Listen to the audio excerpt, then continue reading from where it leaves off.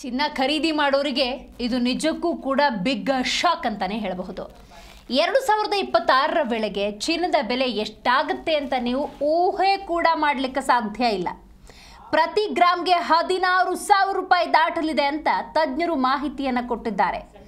ಪ್ರಸ್ತುತ 1 ಗ್ರಾಮ್ ಚಿನ್ನಕ್ಕೆ 11,000 ರೂಪಾಯಿ ಇದೆ. ಈಗ ಇರುವ ಬೆಲೆಯಲ್ಲಿ ಸುಮಾರು 5,000 ರೂಪಾಯಿ ಏರಿಕೆಯಾಗಲಿದೆ ಅನ್ನುವಂತಹ ಮಾಹಿತಿಯನ್ನು ಬೆಂಗಳೂರು ಜ್ಯುವೆಲರಿ ಅಸೋಸಿಯೇಷನ್ ಅಧ್ಯಕ್ಷ ಚೇತನ್ ಕುಮಾರ್ ಮೆಹ್ತಾ ಮಾಹಿತಿಯನ್ನು ನೀಡಿದ್ದಾರೆ. ಜಾಗತಿಕ ಮಟ್ಟದಲ್ಲಿ ಕೆಲ ವ್ಯತ್ಯಾಸಗಳಿಂದಾಗಿ ಚಿನ್ನ ಮತ್ತು ಬೆಳ್ಳಿ ದರ ಮತ್ತಷ್ಟು ಗಗನಕ್ಕೇರುತ್ತೆ.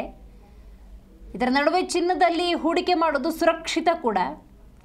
ಉಳಿತಾಯವನ್ನು 25% ಆಭರಣ ರೂಪದಲ್ಲಿ ಹೂಡಿಕೆ ಮಾಡಿ ಅಂತ ಮೆಹ್ತಾ ಸಲಹೆಯನ್ನು ಕೊಟ್ಟಿದ್ದಾರೆ.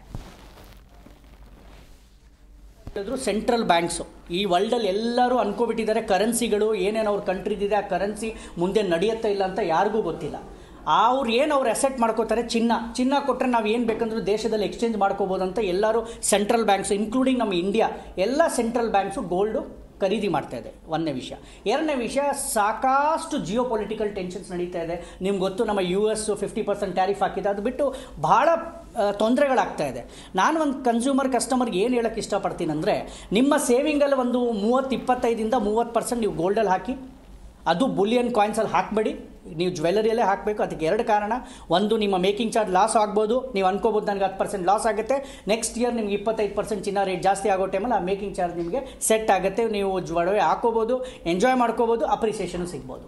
ಎರಡನೇ ವಿಷಯ, ಈ ಗೋಲ್ಡ್ ರೇಟ್ ಜಾಸ್ತಿ ಆಗ್ತಾಯಿದೆ, ಕಮ್ಮಿ ಆಗ್ತಾಯಿದೆ, ಪರ್ಚೇಸ್ ಮಾಡಬೇಕಾ ಇಲ್ಲ. ನಾನು ಎಲ್ಲ ಕಸ್ಟಮರ್ ನ್ಯಾಷನಲ್ ಟಿವಿಯಲ್ಲೂ ಹೇಳ್ತಾ ಇದ್ದೀನಿ, ಈಗಲೂ ಹೇಳ್ತಾ ಇದ್ದೀನಿ, ದಯವಿಟ್ಟು ಸ್ವಲ್ಪ ನೀವು ಪರ್ಚೇಸ್ ಮಾಡೋಕ್ಕೆ ಶುರು ಮಾಡ್ಕೊಳ್ಳಿ. ನೀವು ಯಾವಾಗ ಅಕ್ಯುಮ್ಯುಲೇಟ್ ಮಾಡ್ತೀರಾ ನಿಮಗೆ ಆ್ಯಾವರೇಜ್ ಪ್ರೈಸ್ ಒಂದು ಸಿಗುತ್ತೆ.